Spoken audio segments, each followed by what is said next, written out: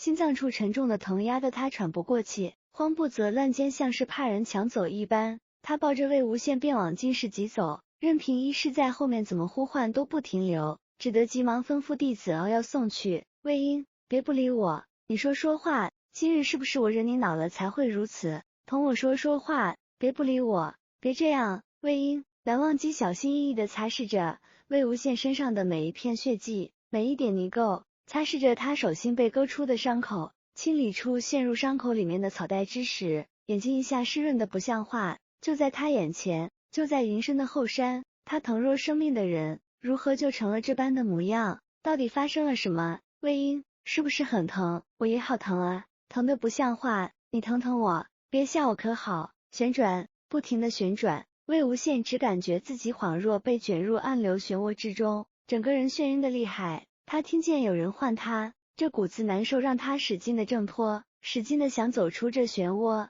猛地一睁眼，还是那般的天旋地转。魏无羡几乎是瞥见那一抹白色衣角便要推开人，可手下却是半分力气也无，连侧头的力气也无，因为眩晕胸腔翻滚着从他喉间涌出的东西，呛得他呼吸都变得吃力。他以为自己呕出的是那些污秽之物，可那满口的心甜却告诉自己好像并不是。他被呛得咳嗽不止，被那人半扶起来，轻拍半晌才缓过来，可还是不能呼吸。他也索性不费那力气。魏婴，呼吸，慢慢的呼吸。蓝忘机自从那天将人找了回来，便守了好几日，魏无羡一直昏睡着不曾清醒。他是才看着人睁开眼睛，未等欣喜片刻，便见他口中呛咳出血，一瞬间整个人便冷静了心理，急忙把人半扶起来，轻拍着那瘦削的背，缓了好些时候才止住了咳嗽。他强忍着让自己镇定下来，去擦拭那些刺眼的血迹，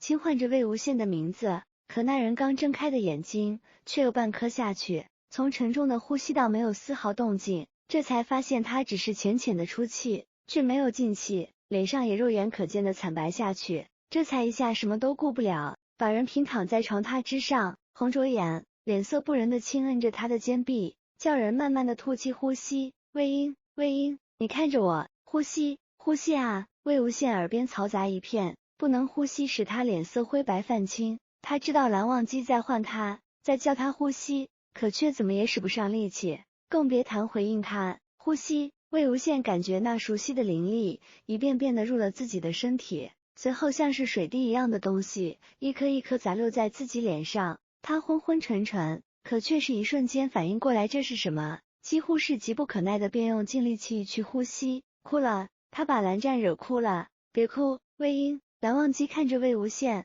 渐渐没了声息的模样，心如刀绞，兜来转去，苦笑自己当真是留不住他，留不住那个潇洒肆意的人，疯狂的输入灵力，疯狂的唤着他名字，疯狂的祈求着，不知不觉眼中早就湿润一片，也不知是听见了自己的呼唤，还是心疼自己。幸好那人还是慢慢的呼吸顺畅了，松了一口气的同时，那泪竟是如何也止不住，还是一颗一颗的砸在魏无羡的脸上。他看见那人微微的张唇，虽是没有声音，却也看出他在说些什么，心中那根强忍镇定的弦一瞬间断裂，如何也止不住那无法宣泄的情绪。你叫我别哭，就别再吓我。魏婴，我害怕，真的害怕了。魏无羡见人如此，也心如刀割，这一颗颗泪水足以将他完全击垮。他心疼，也更不明白，这样爱自己在乎自己的人如何就想送自己离开呢？可他没法问，也没有力气去问。他想伸手摸摸他，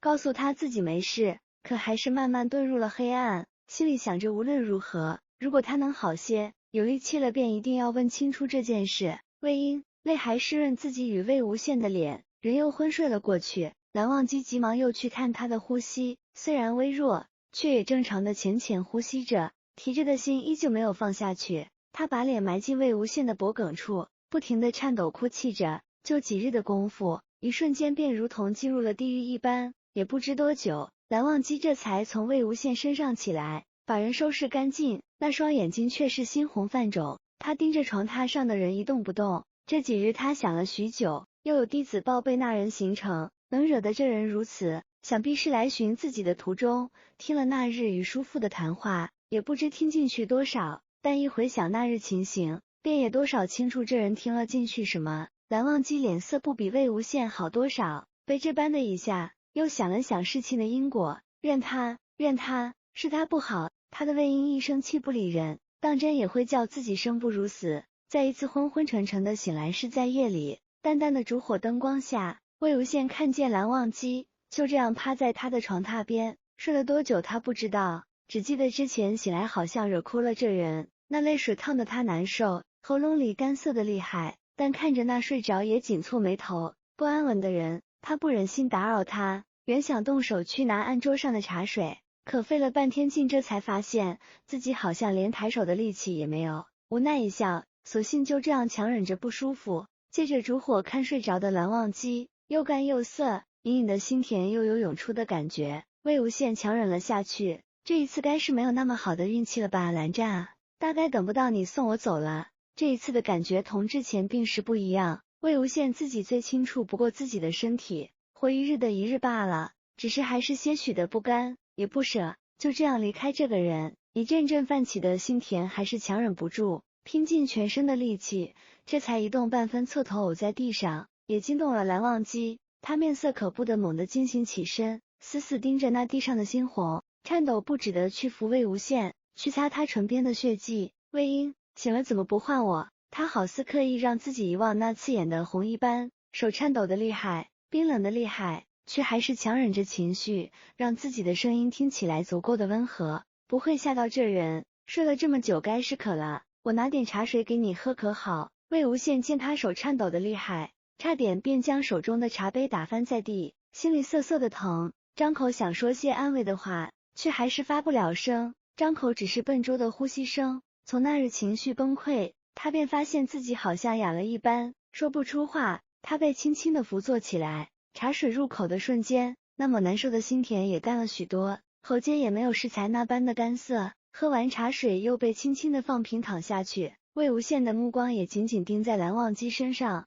魏婴，睡了这么久，我陪你说说话可好？等你好了，换你说给我听才好。蓝忘机见他盯着自己，轻轻的一笑，握着他的手温和的说道。他也发现这人嗓子似乎哑的厉害，说不出话，心疼的厉害。魏无羡点了点头，依旧看着他。那日我与叔父说话，你听见了是吗？魏无羡一愣，眸中也一痛，他听见了，听见这人要送自己离开。他看着蓝忘机，感觉眼睛有些涩疼。对不起，该是以你说的。蓝忘机心疼的吻他眼角，吻去那一点湿润，愧疚与心疼狠狠的剜着他的血肉。过些天我要离开几月去做一件事，怕你担忧，原想着送你离开，在外面休养几月，等做好这件事，便同你去任何你想去的地方，无拘无束，不想让我的魏婴误会了。对不起，是我的错，等你好了，怎么罚都依你可好？别吓我了。